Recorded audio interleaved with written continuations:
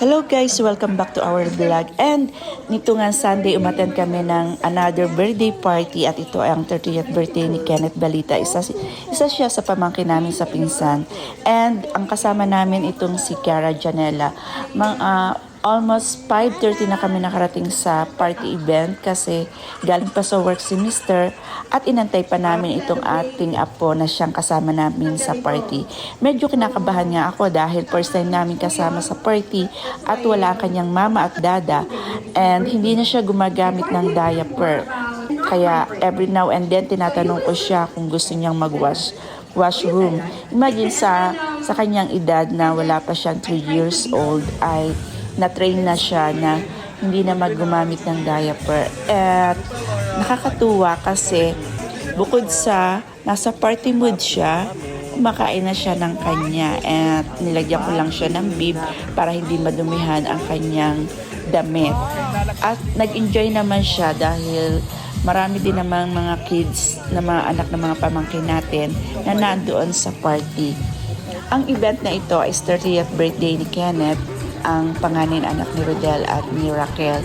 At syempre, particular na dito sa mga ganitong event na nagkakaroon ng program, pero halos impromptu lahat ang mga participants dito, katulad ng mga games, mga dance, and pagpasok mo pa lang, gumalaw ang gabi sa ilalim ng ilaw, ikaw ang sinisigawi. Hakbang mo'y diretsyo, walang alinlangan sa bawat galaw mo, bagsak ang dahilan. Kumpas ng musika, hawak mo ang sandali, isang tingin mo lang ako'y bumibigay din.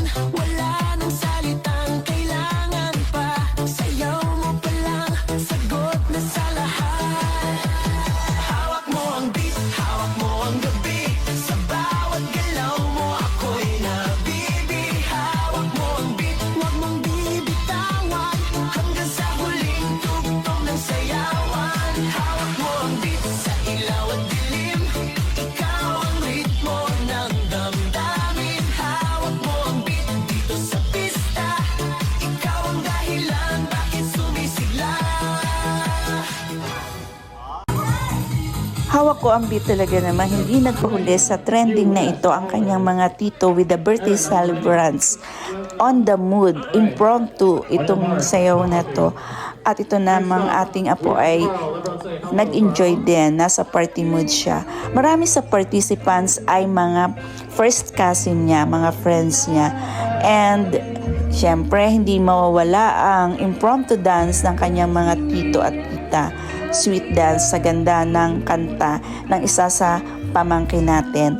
And syempre, hindi mawawala ang winner sa pag-games. Ang nanalo nga ay si Kathleen na sumunod sa kanya. So, siblings niya yung nanalo.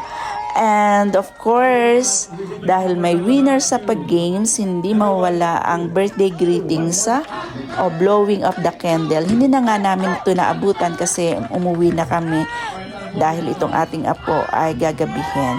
Hanggang sa muli!